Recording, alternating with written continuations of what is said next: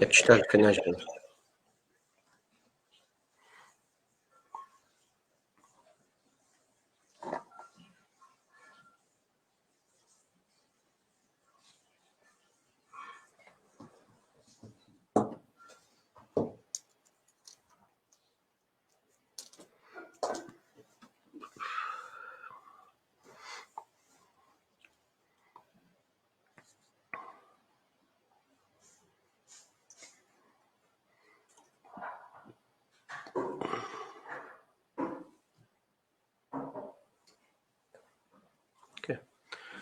مساء الخير. أنا يوسف من المحبة سنتر. عندنا حلقة جديدة النهاردة. الحلقة دي مهمة جدا، ويعني كان بقالنا كم أسبوع نعد ليها، لأن في كمان حلقة مشابهة هنعملها في الشهر الجاي. ف هبتدي أقول الانونسمنت بتاعتنا وبعدين نبتدي الحلقة عن الإدمان. و الحاجات اللي هي عايزين نعرفها لكم.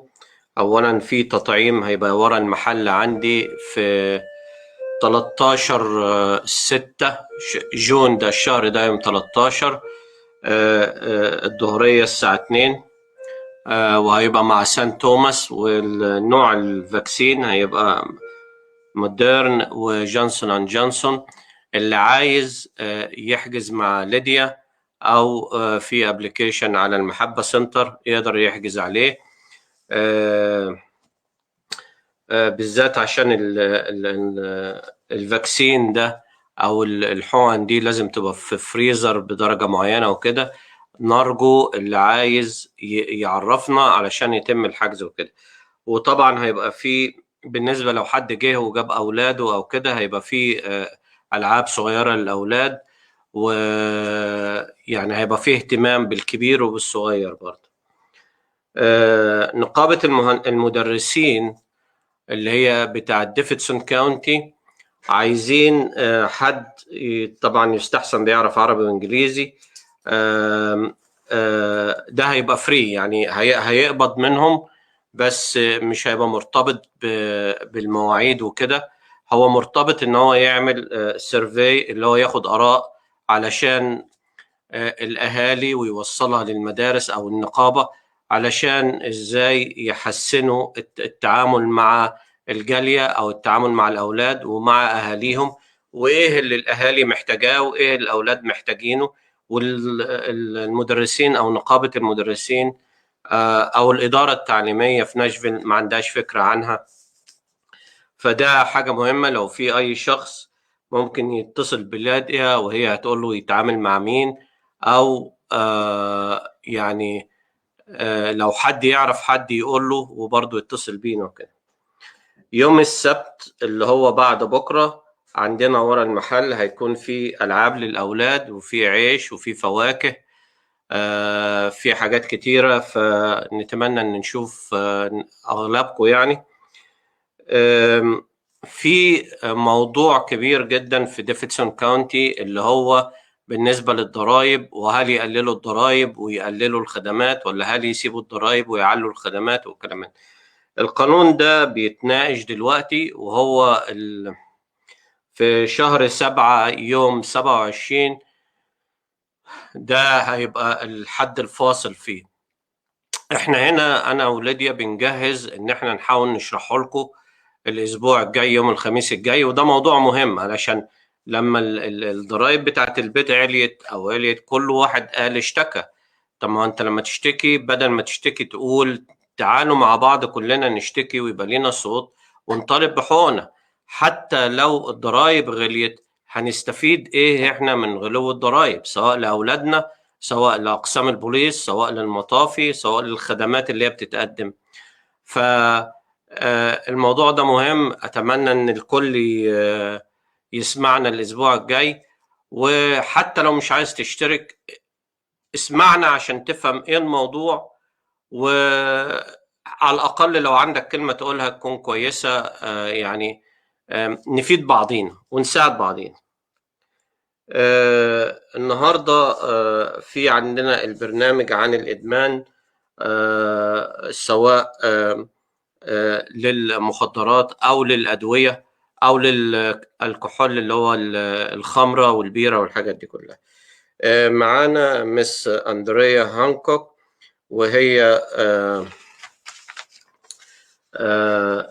هي المسؤولة عن منطقة ديفيدسون كاونتي أو منطقة ناشفيل عن الإدمان. والحقيقة هي بتشتغل في كذا حاجة، بتساعد المدمنين، بتساعد المدمنين، وبتشتغل مع برضو إنها إزاي يقللوا من الإدمان، وبتشتغل مع الناس اللي أدمنوا ودخلوا على اللي هو الرهاب أو المعالجة، وبعد المعالجة المتابعة بتاعتهم وكده. هي واخدة بكالوريوس خدمة اجتماعية، وواخدة رخصة مخصوصة للمدمنين سواء الخمور أو المخدرات. إن شاء الله هنستفيد منها. ومن في الآخر هيبقى في مجال للأسئلة والأجوبة، فاللي عنده سؤال ما يتسرعش دلوقتي، يسمع الحلقة، لأن ممكن يكون من خلال الحلقة السؤال بتاعه هيتجاوب. فاسمعوا الحلقة، وبعدين اللي عايز يسأل يعني هيز ويلكم إن هو يسأل. طبعا قبل ما نبتدي أنا عايز أبعت تعزية خاصة لأولياء أمور المرحوم جورج عادل نصيف. ربنا ينيح نفسه ويصبر أهله. و هنبتدي الحلقة إن ليديا هتبتدي تسأل مس هانكوك، وأنا اللي هترجم. اتفضل يا ليديا. Thank you for being with us today, Miss Andrea. You're welcome. It's a pleasure to be with you guys today. Awesome. Our first question is, what is drug addiction? How would you define that? And I think we have a lot of stereotypes of what that is. So if you could also explain some non-stereotypes about drug addiction, that would be great as well. Okay. Well, addiction is what we say in the simplest terms is when someone is using a substance and they continue to use despite the negative consequences. Meaning, if a person uses and there's causing issues at home, at work, at school, and they just can't seem to stop using this specific substance, that can be classified as addiction. Okay. السؤال كان ايه هو الادمان، وازاي نقدر نقول ان الحاجه دي ادمان. فهي بتقول ان الادمان اي شخص ممكن يدمن ان هو يكون بيحب حاجه، طبعا زي الخمور او المخدرات او اي حاجه من الحاجات دي، او السجاير حتى، بطريقه ان هو مش عايز يسيبها وعمال بيزود فيها. ده يعتبر ادمان. الاستعمال الحاجه اكتر من اللازم او بعض الحاجات استعمالها الزيائد يؤدي الى ادمان. Thank you. And just like maybe someone eats to the point where they have a medical condition or they have obesity, that can be considered as addiction. Addiction comes in different forms, not just with substances. That could be illicit, which is street drugs, as well as prescription drugs as well. Abuse or addiction with a prescription drug would be if you use more than what's prescribed, if you use someone else's, meaning if you take someone else's prescription, or if you take the drug or the pill or something that's prescribed to you for something other than what it's prescribed for. That can be considered as abuse. But addiction, again, can come in food addiction, exercise, too much shopping. It's just when you do anything in excess and it starts causing some kind of harm. Okay. هي بتشرح، هي بتكمل شرح الإدمان. فهي بتتكلم ممكن واحد ياكل كتير، وده بيعتبر إدمان لحاجة، وده ممكن يعرضه يعني للتعب أو إن هو يبقى تخين أو أوفر ويت والكلام ده كله. فهي بتقول نفس الفكرة مع المخدرات والأدوية. الناس اللي بتستعمل المخدرات بطريقة يعني غلط، أو بعض الناس اللي بيستعملوا الأدوية ممكن تكون الأدوية بتاعت الآلام والحاجات دي بيستعملوها بطريقة غلط، وفي بعض الناس بياخدوا أدوية حد تاني ويستعملوها لنفسهم.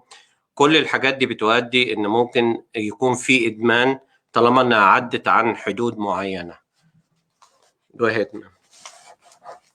And to think that that the situation that we're experiencing now with opioid overdose is reducing the stigma that this substance is something that's commonly prescribed for maybe if you had an operation or something and you have pain.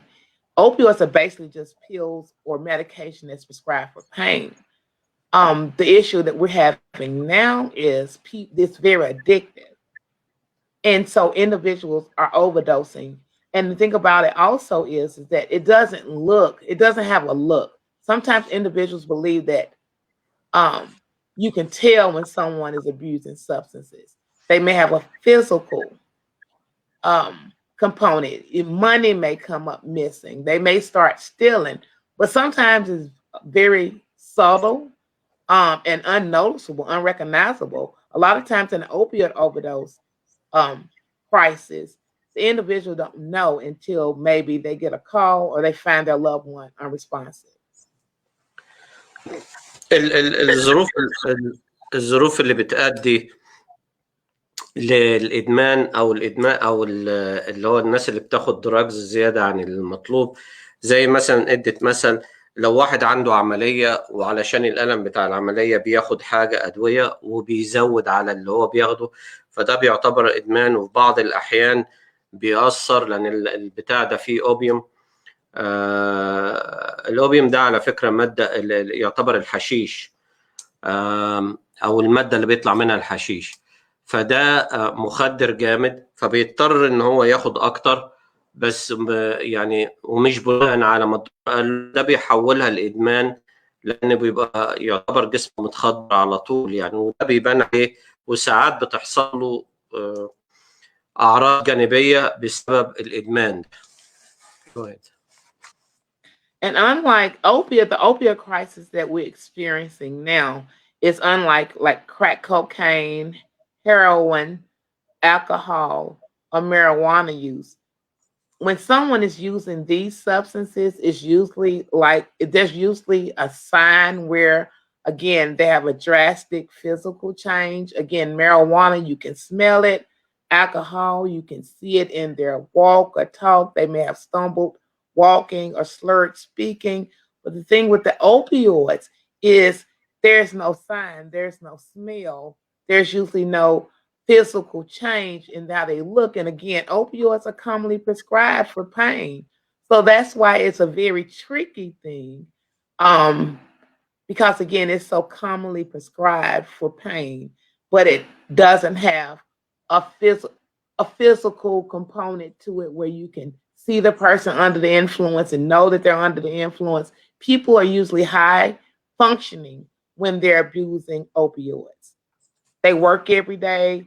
They come home to families every day. And a lot of times you just don't know. Whereas other substances, you can tell that they may be abusing those substances. Okay. هي بتتكلم ان الاوبيوم والهيروين والماريجوانا والحاجات دي والخمور، هي بتتكلم على ان مثلا الماريجوانا لها ريحة، الخمور الشخص بيبقى ليه ريحة، الشخص لما بيكون سكران بيبقى باين، اللي واخد ماريجوانا ويعني كتيرة بيبقى باين عليه انه بيلخبط. ده بتقول الاوبيوم ده مختلف لان ما بيتعرفش بسرعة، والشخص ما بتظهرش عليه العلامات دي، والشخص بيستعمله يعني علشان ممكن يكون يعني ألم أو حاجة فيه، بس طبعا الموضوع بينتهي إن يعني بيبقى الكميات اللي هو واخدها أعلى من المطلوبة، ودي بتؤدي لمشاكل تانية. على فكرة القصة دي ما أعرفش بعض المصريين يعرفوها ولا لأ. المشكلة دي كانت في مصر زمان مع سواقين التركات، كانوا بياخدوا الأوبيوم ده اللي هو الحشيش، وفي الحقيقة كان بتحصل حوادث، وخصوصا سواقين القطارات والأتوبيسات والنقل العام اللي على طرق كتيرة يعني. فهو بيخلي الإنسان صاحي مدة طويلة، بس طبعا ده بيأثر على الجهاز العصبي فيه وبيبهدل الدنيا. Go ahead, ma'am. And one of the biggest things, if a person wants to know if themselves or their loved one is an addict, the best thing that I can say do is just have a real conversation with any addict. I don't care what they're abusing. You have to build a rapport, and it has to be them who wants to come forward about their misuse of a substance, and it has to be them who wants to get the help. But trying to not have so much stigmatization around that and allowing it to be more of a general conversation where individuals can feel comfortable to come and say, hey, I have a problem and I need help. That's one of the biggest things that I've seen that helps individuals who are abusing. And our younger generation, we also have to realize that it's socially acceptable for them to do a lot of stuff. They're exposed to a lot on social media, at school, peer circles. So I also encourage parents to be more open to have conversations. I know we ask children not to do certain things, but the reality is there's so much exposure with just television, music, social media, that it's better for the education to come from a reliable source than a social media platform or a friend or at school. اوكي. بتقول لو انت تعرف حد او عايز تعرف حد شاكك فيه ان هو يعني عنده ادمان او اي حاجه، احسن حاجه انك تتكلم معاه، تواجهه، تحاول تتناقش معاه وتشوف هو ايه، لو في مشاكل، لو في اي حاجه تقدر تساعده بيها. دي حاجه. الاشخاص اللي هي بتعترف انها يعني انها عندها ادمان وكده، وده بيبقى علاجه سهل وسريع، لكن في بعض الاحيان الاشخاص بيقعد مدة طويلة، وده بيبقى مستخبي او يعني قاعد في اللي هو الادمان اللي هو فيه ومش عايز يعترف بيه، فده بتاخد مدة طويلة. وعموما في يعني ممكن الرجوع لحاجات كتيرة، معلومات كتيرة عن طريق التلفزيون وكده للناس إنها تساعد أحبابهم اللي عندهم مشاكل في ناحية الإدمان وكده. Go ahead. And Miss Andrea, if you could actually define what overdosing is and how I think there's a stereotype that folks who are addicted are more likely to overdose, but overdosing can look very different. Yes, if you could speak to that. Mm-hmm. Yes, Lydia. Yes, thank you. Yes, that's one of the main focuses of this whole initiative to save a life is to reduce stigma. The crisis that we're experiencing with opioid overdose now, it's individuals who may have had an experience in a headache, and they're in a certain social circle, and they say, "Hey, you got something for my headache," and they may get handed something or get a hold of something that's laced with a very potent synthetic opioid called fentanyl.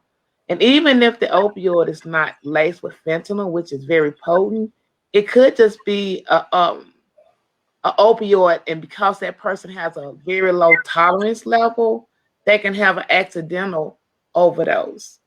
So it doesn't have to be, it's not just addicts, it's not just people in certain populations that's overdosing now. Sometimes I hear of stories of children or individuals who are out with someone and having a social drink, and they may smoke some marijuana and they overdose accidentally, where someone has laced their marijuana with this synthetic potent opioid called fentanyl. So it's a lot of accidental. And again, Opioids are commonly prescribed. They're very for pain after procedures. They're very addictive, and it's a lot of regular, everyday, hardworking individuals who, when they start taking it for a physical pain, they continue to use the use because of the euphoric feeling that it gives them to be able to deal with and handle with not only the pain they're experiencing, but life. So that's how those individuals may become addicted and again end up having something, again, a hold of something that's laced with a synthetic opioid called fentanyl. اوكي، السؤال بيتكلم عن الادمان، وازاي الادمان يبقى اكتر من اللازم كمان. يعني لو واحد بياخد مثلا اي حاجه، وازاي نعرف ان هو عدى المعدل الطبيعي. فهي ادت مثل بتقول لو واحد عنده صداع او الم، بيسأل صاحبه او حد تاني معاك دواء كذا، فبيديله، فبيحس ان ده حاجه ريحته. فطبعا بيبتدي كل مره يجيله الصداع او كل مره يجيله الالم اللي هو فيه، ياخد اكتر فاكتر فاكتر. فده اللي هو ان هو بياخد كميه اكتر من المناسب ليه او من المطلوبه. وده برضو ساعات الناس، واحد يعني مثلا زي ما واحد بيعزم على واحد ماريجوانا او اي نوع من انواع المخدرات، وبعدين يبتدي بدل ما ياخد واحده ياخد 2 3، فده بيزود بيوصله للادمان، وممكن يوصله لان هو يبقى عنده اكتر من ادمان وهو مش دريان، او بمعنى ان هو تعود على هذا المخدر اللي هو بيستعمله. فطبعا ده ليه مضاعفات جانبية كتيرة، وبيأثر على حاجات كتيرة في الإنسان.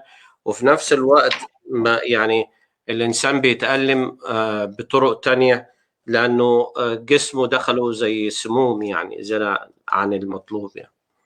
Go ahead. And Miss Andrea, I want to clarify something about fentanyl. You're talking about something that's really, really, really small, and that, like, someone who's probably smoking some marijuana or weed can't probably detect it immediately, so they can overdose on something like that, correct? Or okay, so yes, okay, yes. So what it is that this fentanyl is a very potent, which is a very strong synthetic opioid that was originally created for individuals with cancer patients in their latter states to keep them comfortable. That's how potent it is.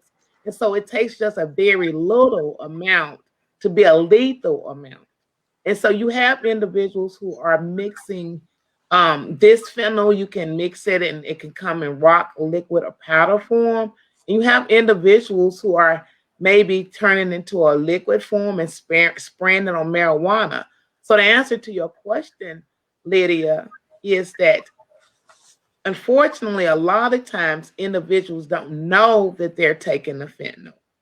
And by the time they consume it through marijuana or a lace pill or through another way, potentially, you can handle fentanyl and you can have an overdose. That's how potent it is. You can inhale it by accident. You can be in a car with someone and inhale it, or maybe be out and touch something that somebody's left fentanyl on, and you can overdose that way.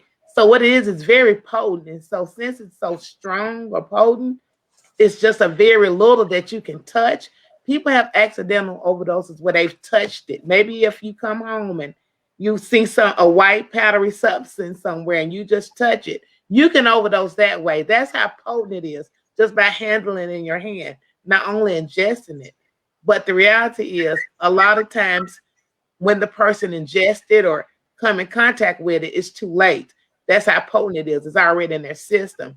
So it's nothing you can kind of do.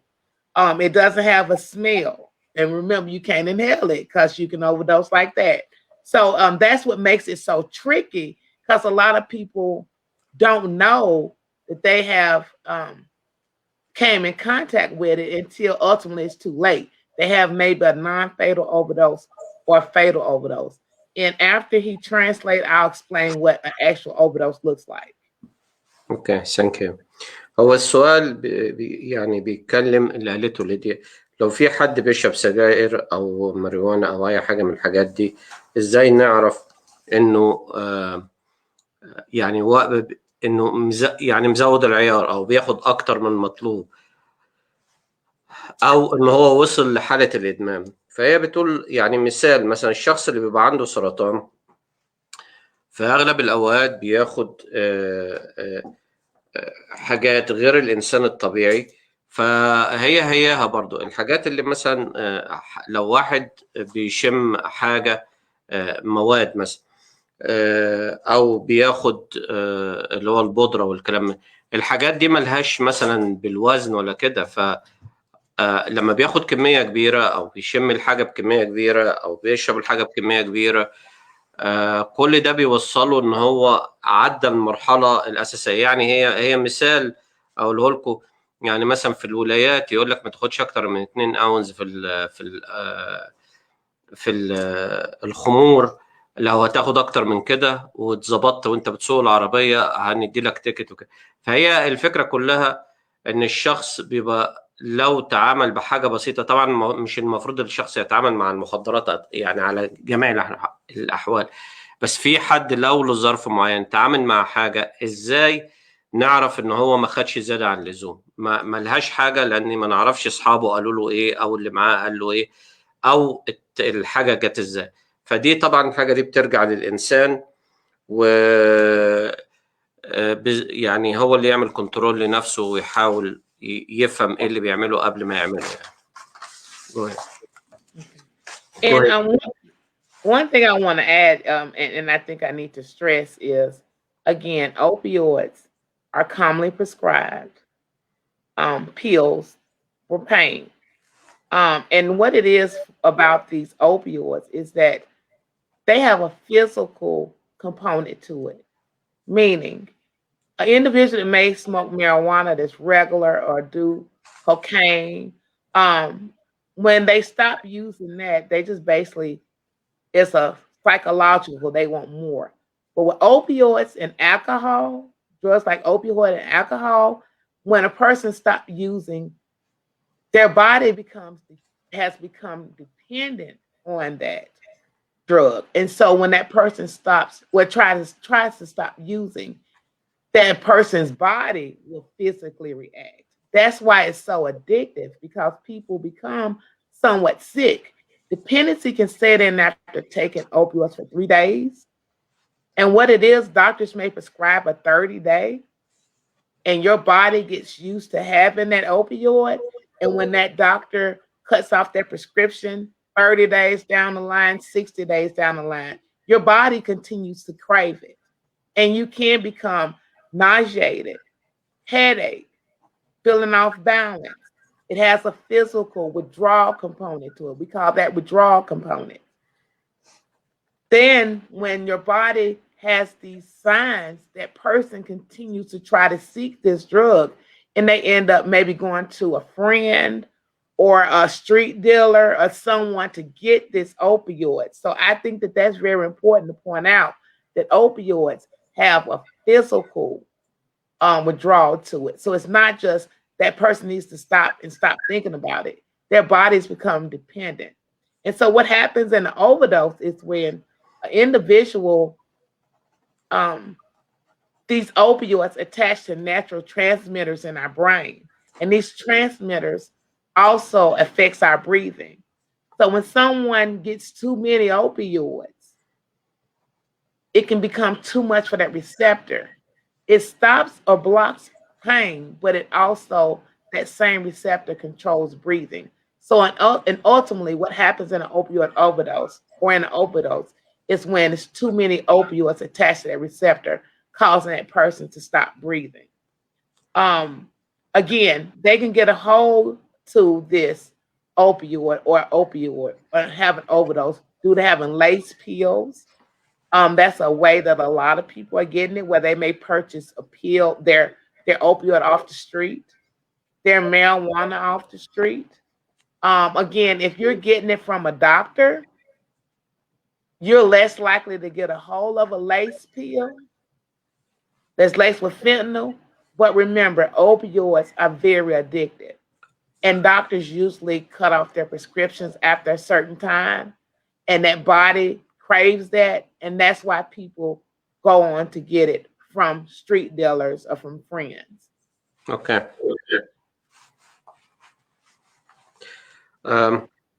هي بتتكلم عن الأدوية المخصوصة للألم اللي أي إنسان بياخدها، الفرق بينها وما بين الماريجوانا والحاجات دي. الأدوية اللي الشخص سواء دي أو دي، الشخص ممكن ياخد 30 ل 60 يوم والسموم تطلع من جسمه، ممكن يرجع لطبيعته. لكن هو لو رجع تاني سواء للخمور أو للحشيش أو للحاجات دي كلها، ده بيأثر على طبيعته وبيأثر على جسمه ولما بيرجع بيبقى متأثر أكتر وبتأثر على شخصيته هو كشخص يعني فنان. طبعا بيرجع بيبقى زي اوفر دوز او بياخد كمية أكتر من الأول.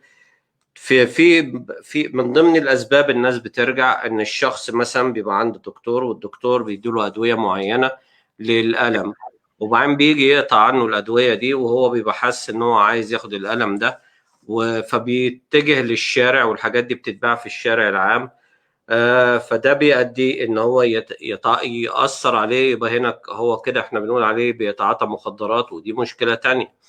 فلازم يبقى في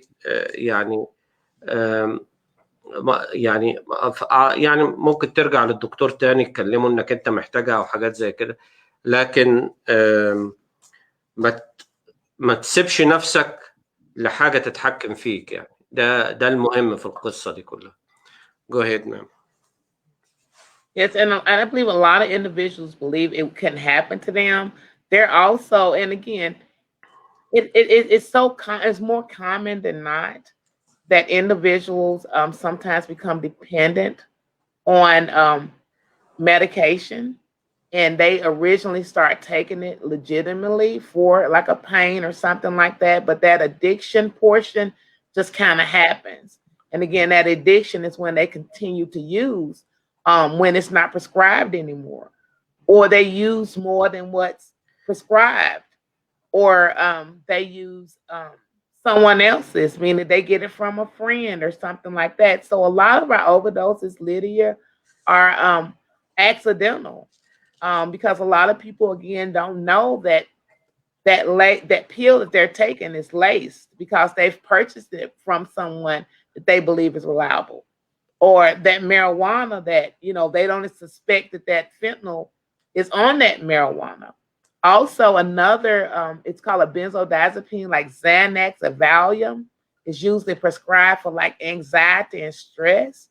The prescription for those went up during the pandemic, and individuals are mixing a white substance with fentanyl, and it's not even the pill that the person thinks that they're getting, like a Percocet or a Valium or Xanax. It's just a fentanyl-laced pill, because this is a very lucrative business. I think individuals should know that as well. You can sell a pill on the street for one pill for anywhere from $80 to $100.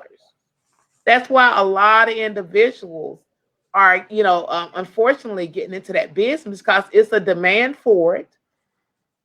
The fentanyl is very cheap. You can buy a small amount of it, and because it's so potent, it can stretch a long way, and a person could make several hundreds of dollars, $100,000s of dollars on a small quantity of this fentanyl by mixing it with a powdery substance or mixing it on marijuana, or purchasing a pill online, a pill press where they make pills. You can purchase that online and mix it with some white substance and make that pill and sell that pill for $80 or $100. But they're not thinking about that person's life. Okay. كل واحد بيفتكر ان ده موضوع مش هيحصل له، او يعني هو مش هيبقى معرض للموضوع ده. لكن هو في الحقيقة الموضوع بيبتدي بطريقة صغيرة قوي. الشخص بيتعب، بيروح ياخد دواء، الدواء ده بيبقى فيه مادة بتريحه، وبعدين لما البريسكريبشن او الدواء ينتهي، بيبتدي لو هو عايز نفس الدواء لانه حس ان الدواء ده كويس ليه، بيلجأ للشارع او اصحابه. فطبعا لو لجأ للشارع، في طبعا حاجات كتيرة في الشارع. المشكلة ان الحاجات اللي في الشارع الكتيرة دي بتكون فيها كذا مشكلة. اول حاجة ان اسعارها غالية، يعني في بعض حاجات الحباية ب 80 ل 100 دولار. طبعا ده بيزنس كويس قوي يعني.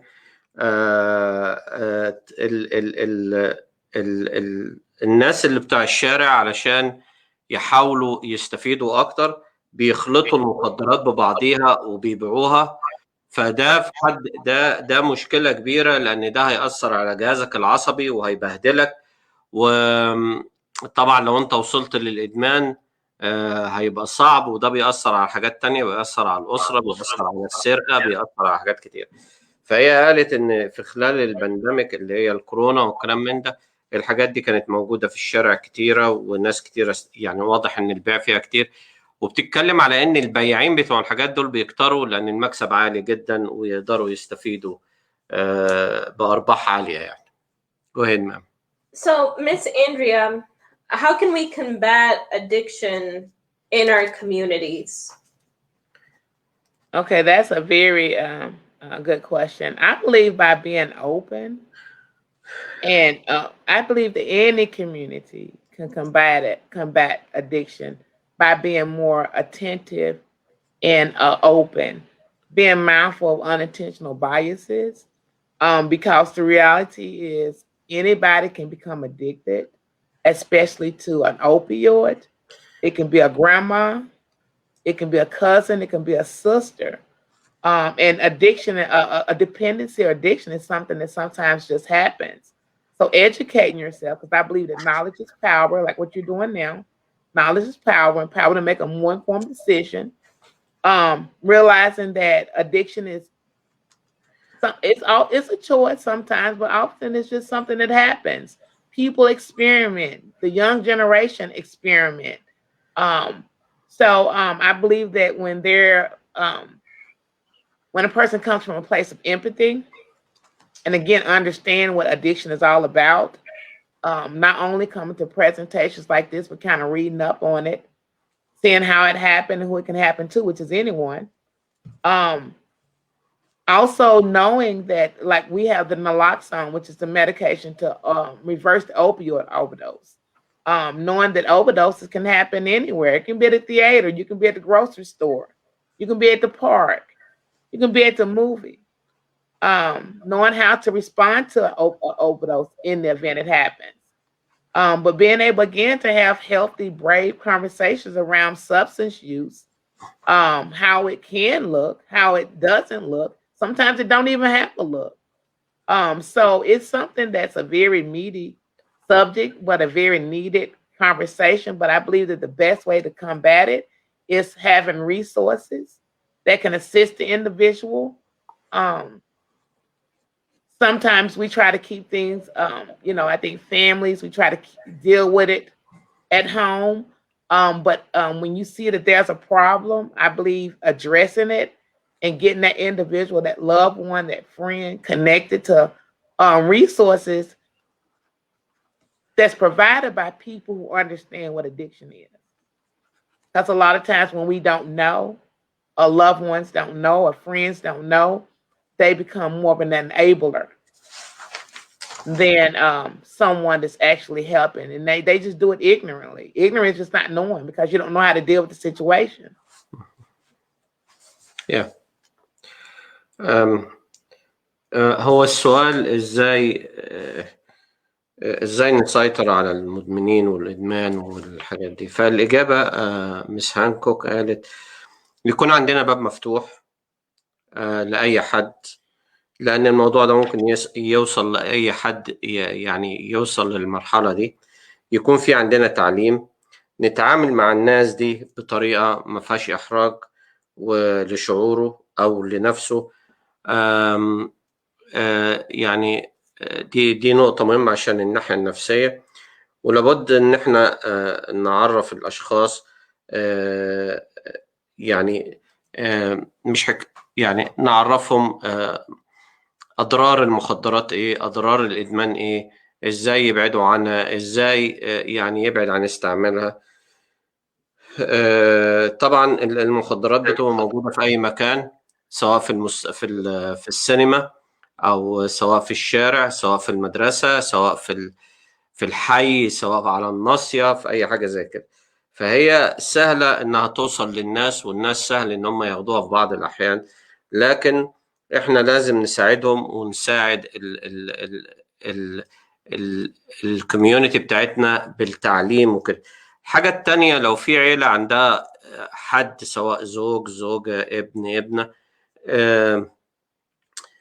نساعدهم بطريقة طبعا ما تجرحش يعني شعورهم ولا كرامتهم، ونساعدهم، لأن احنا كلنا نبقى فاهمين إن الإدمان ده يعني بيأثر على كل أركان العائلة، من يعني المادية وغير المادية والحاجات دي كلها. Go ahead. Yes. This is a very touchy subject. It's very needed. Again, knowledge is power. I will always say that knowledge is power, and power to make a more informed decision. And the more resources you provide, sometimes you just have to be the hands and the feet, meaning finding out what's out there to help that individual, letting that individual know that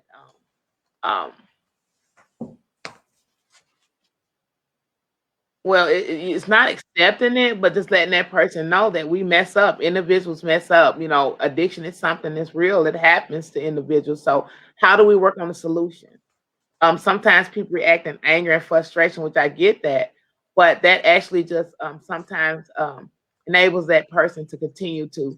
You're not going to fuss it out of them. You're not going to shout it out of them. You're not going to make them not do it, because addiction is something where their brain structure has been affected by the substances they're using. It's all connected to the pleasure principle. So a lot of times when you know or find out that an individual is abusing a substance, again, they have to be the one who's willing to take the steps to get the help. But then you have the resources, things like treatment, support groups, having someone that have experienced it and overcame it, not making it a taboo as much as, you know, it's something that happens. So how do we address it? Having someone that's maybe in the community that they can relate to, who maybe have overcome substance use disorder. Because when people can identify with individuals and see that they have, it's like having a person that you see that's successful, that you mentor behind. When you see they can do it, you believe that you can do it. So having people who are able or willing to come forth and say, hey, I've experienced this, but I've overcame it, and you can too. So it's just having that witness. And again, having those resources there to help the individual get the help or connected to the help that they need and deserve. Okay. هي طبعا بتكمل الكلام. فهي بتتكلم إن العلم والمعرفة مهمين جدا، ولازم نعرف الناس اللي هم عندهم الحاجة اللي زي كده إن في حل، ونتعامل معاهم بطريقة ما تحركهمش، وطريقة مش إن أنا عارف وأنا هعمل لك وأعمل لك، لا، يعني يلا إحنا الاتنين نساعد بعضينا، نشوف إيه أحسن حاجة نخرجك من الموقف ده.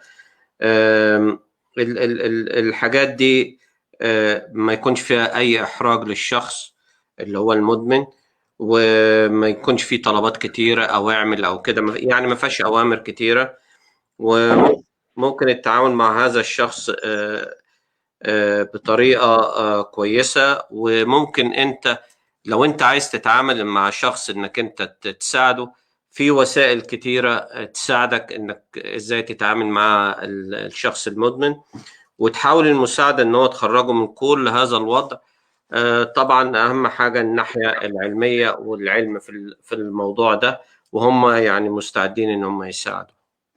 Go ahead. Go Do ahead. you have any other questions, Lydia? Yes, Miss Andrea. Thank you for all this information. I'm glad you mentioned getting folks help. Could you provide, I know we didn't ask you to prepare this, but are there any hotlines that folks can prepare, or? One second, hold on. Yes, I have hotlines. Actually, you want me to give them to you verbally, or how do you want that to look? Yeah, if you can just say them verbally, I'll type them into the chat for folks, into the comments. Just 1 second. Let me grab it. 1 second. Okay, thank you. I have a question. Okay. We'll wait. The question is, does the hospital, if somebody has cancer or something like that, and the hospital giving him drugs control his pain, does he teach them that there is a way to be addicted and all that, and how to avoid this, or no? That's a good question. Yeah.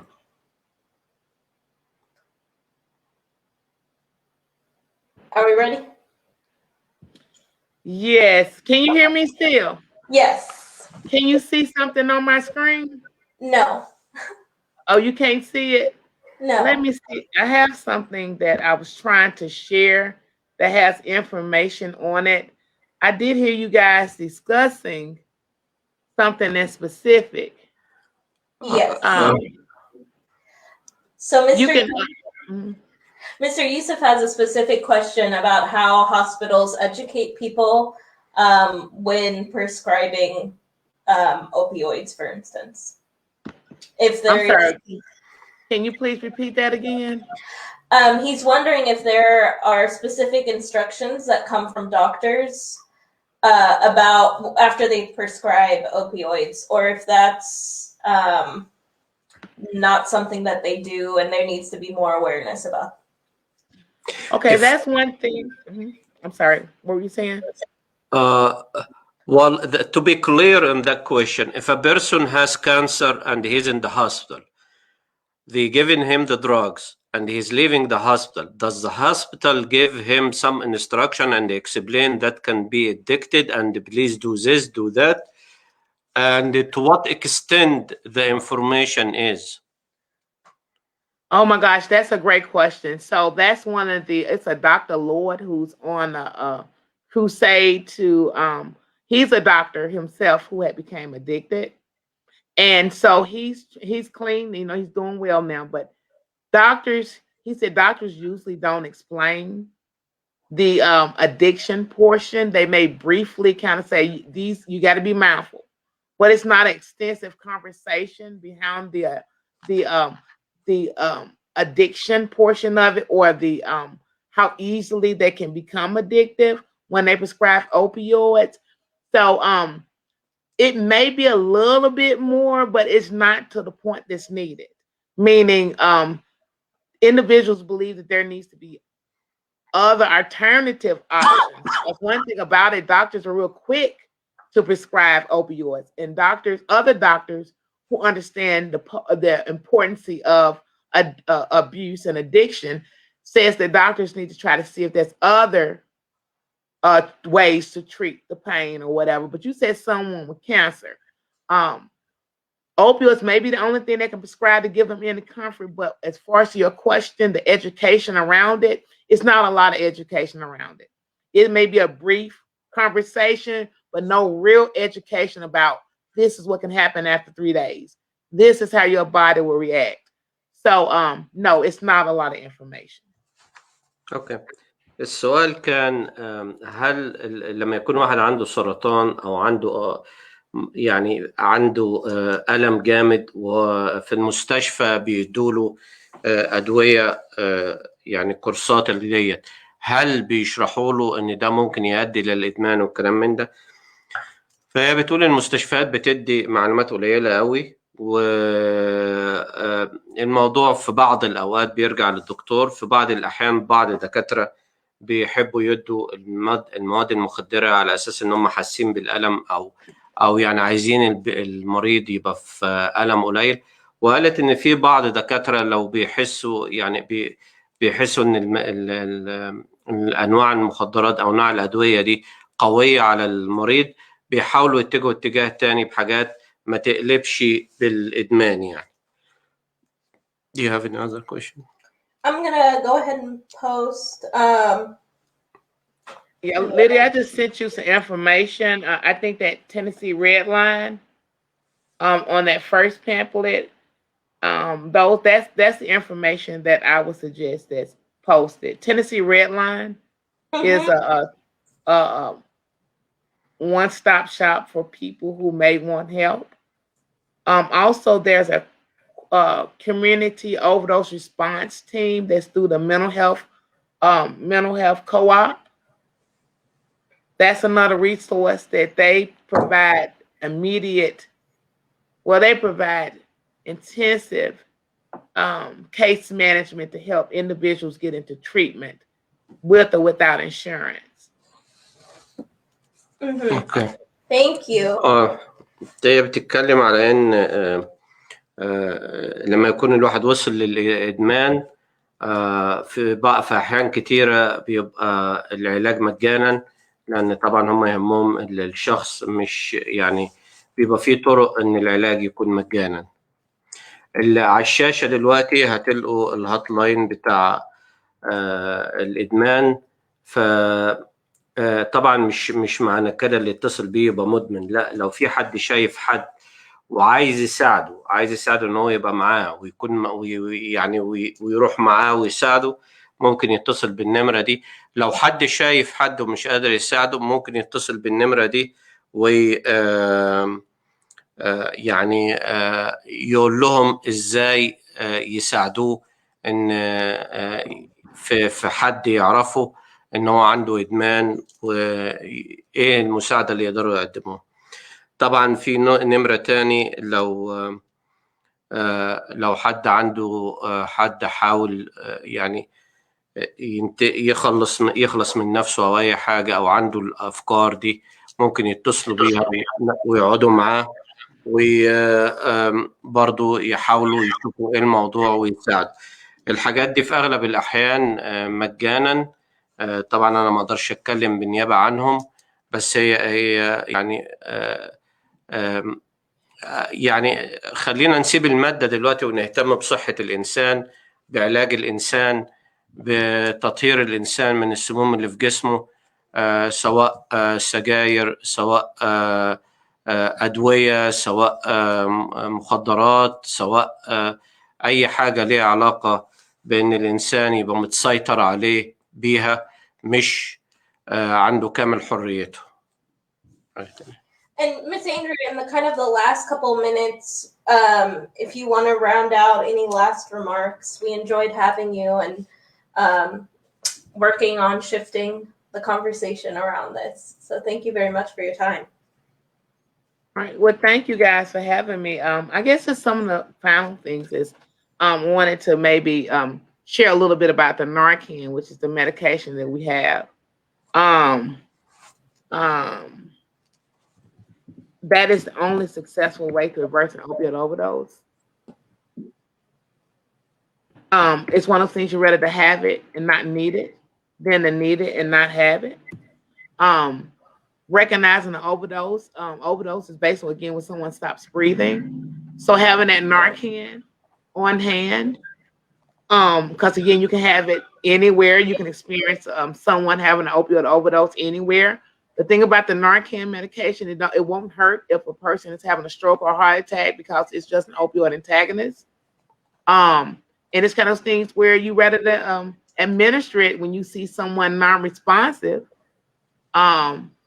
Again, not knowing what episode that they're having, but knowing that they could very well have an opioid overdose. I was with someone in a presentation just the other day, and they said they had to use their church on one of the older individuals who had gotten a pill from their, they had a headache or backache or something, gotten a pill from one of their grandchildren, and it was laced with fentanyl. So it's one of those things where Again, that Narcan is the only successful way to reverse that opioid overdose.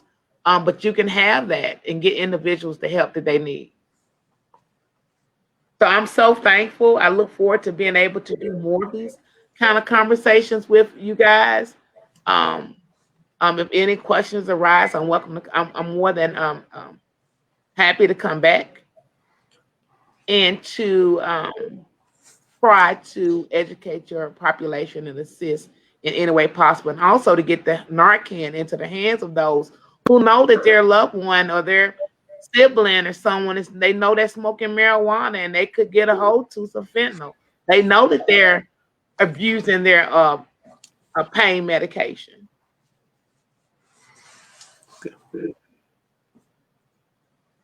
اوكي. هي ليديا سألتها يعني ايه نصيحتك او قولي لنا الملخص اللي تقدري تقدمه لنا.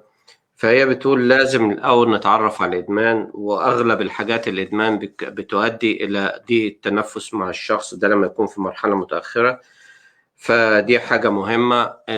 طبعا لازم ناخد الموضوع بطريقة جدية. مش معنى إن واحد قال عندي صداع نبص إنه عنده صداع، برضو ندور على يعني نعرف ليه الصداع ده عنده ونعرف ليه المشاكل اللي عنده، لأن دي بتبقى بداية صغيرة وبعدين بتكبر وما بيبقاش فيه أي كنترول ليها أو أي يعني تعديل فيها إلا إذا رجعنا وودينا المصحات والحاجات دي يتعالج من الحاجة اللي هو فيها.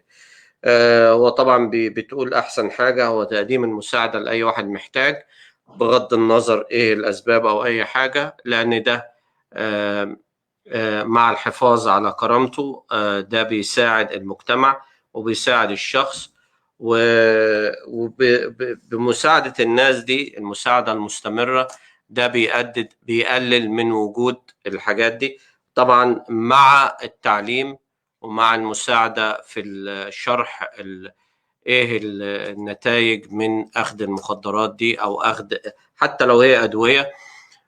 وزي ما قلت السجاير، الخمور، الأدوية اللي في الشارع بتتخلط وده بيعمل مشاكل أكتر. فنتمنى لو أي واحد شايف مش تشوف واحد يعني في نقطة مهمة يعني عايز أقولها.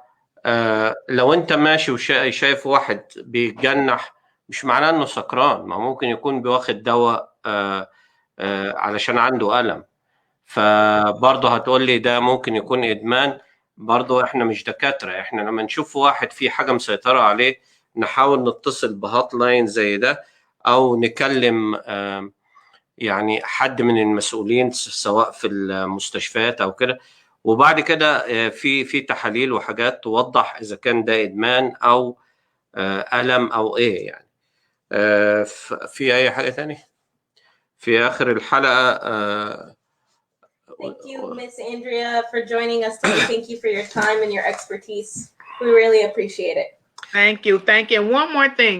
For anyone that's interested in having the reversal medication, I have these kits right here. They're opioid overdose reversal kits. In these kits, you have information about resources for treatment. And also you have a can of Narcan, which is the opioid overdose reversal medication. So if someone is interested in having Narcan or one of these kits, they're welcome to reach out to Lydia, or she can post my information and I can get this to them. Okay. Thank you for having me. Thank you, ma'am, and we appreciate it. And I'm sure down the road we can have another conversation with you. We're going to do the closing. طبعا هي آخر حاجة قالتها إن عايزة تبعت لنا كيت تبين إيه الحاجة اللي بتتاخد للإدمان والكلام من ده علشان مساعدة الناس. طبعا إحنا مش هنساعد الناس في الإدمان بس يعني نعرفهم الطريق والكلام من ده. الحقيقة حلقة كانت كويسة، ويعني أهم حاجة فهمناها من الحلقة إن الإدمان ممكن يحصل لأي واحد بسبب الأدوية اللي هو بياخدها، بسبب حاجات كتيرة يعني ممكن تحصل لأي إنسان. ممكن تكون عن طريق العلاج الطبي العادي والموضوع بيزيد عن حده، ممكن تكون عن طريق أصحاب سوء، ممكن تكون عن طريق إن الشخص بياخد حاجة بالذات زي السجاير والكحول، أو السجاير والخمور. الناس اللي بياخدوا الحاجات دي وهم يعني كل مرة يقول لك أنا كويس أنا كويس أنا أقدر أعمل كذا، وهو مش عارف إن هو وصل لحالة الإدمان. طبعا من الحاجات اللي ما اتذكرتش برضو الإدمان ده مدمر للفلوس، يعني مش مدمر للصحة بس، مدمر للفلوس. بس طبعا الصحة أهم حاجة، أهم من الفلوس وكل حاجة. في نهاية اليوم طبعا أحب أقول على حاجة. الأستاذ سمير المطيعي عمل برنامج على يوتيوب. اللي عايز يتفرج على البرنامج بتاعه ده يخش على يوتيوب على أدب وأدباء في المهجر. طبعا أول حاجة هو عملها اسمها مسرحية. هي مسرحية اسمها موت مندوب معلومات، وهي بتتكلم عن تفكك الأسرة والصراع بين الأولاد والأبناء. طبعا الأستاذ سمير المطيعي كلنا عارفين إن هو عامل كتابين، هو بيحب الكتابة والقراية كتير. البرنامج اللي هو مبتديه هي حوالي ربع ساعة بس، مش كتيرة، بس يعني مبتدي بداية كويسة. أرجو إن الجميع نشجعه، وهي على يوتيوب يعني بس جوجل أدب وأدباء في المهجر. أول حلقة نزلت امبارح، ربنا يوفقه، وإن شاء الله هيكون عنده حلقة كل أسبوع يوم الخميس بعدين على طول هيقدمها. بالنسبة للتطعيم جون 13 جون هيبقى ورا المحل تطعيم بالاتفاق مع سان توماس، هيبقى فيه موديرن وجونسون اند جونسون، وهيبقى فيه مراعاة للأولاد لو حد جاي عايز ياخد الجرعة بس يعني ما عندوش حد يقعد مع الأولاد يجيب الأولاد، وفي حد هيكون بيساعد الأولاد خلال المدة دي. لأن أنت بتاخد الحقنة، وبعد ما بتاخد الحقنة لازم تقعد ربع ساعة عشان يتأكدوا إنه ما عندكش سايد إفكت أو مفيش حاجة حصلت. الحاجة التانية النقابة بتاع المدرسين بتاع ديفيدسون كاونتي بيدوروا على حد يعمل استفتاء للآراء اللي هي سيرفي، وهو هيبقى شبه فري. دي شغلانة طول السنة بس مش ملتزم قوي بالمواعيد، هو ملتزم بحاجة يعملها. وطبيعة الشغل ان هو هيتعامل مع المدارس بتاع مترو، وطبعا هيتعامل مع الأهالي لتوصيل وجهة النظر والمساعدة في وجود حلول كتيرة لمشاكل في التعليم. يوم السبت اللي جاي هيكون في ورا المحل عندي من الساعة 10 في ألعاب للأولاد، وفي عيش وفي فواكه وفي حاجات كتيرة.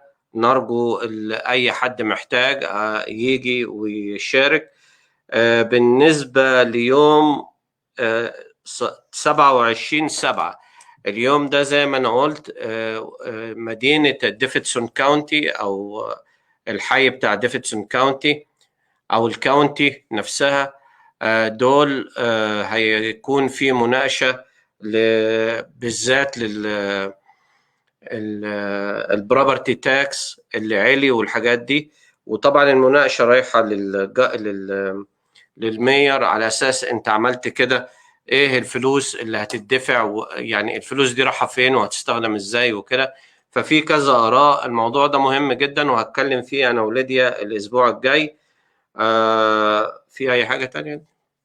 شكرا لكم جميعا، وإلى اللقاء الخميس الجاي. أتمنى أن تكون الحلقة دي عجبتكم ونشوفكم كلكم، وما تنسوش الأستاذ سمير المطيعي. شكرا، سلام.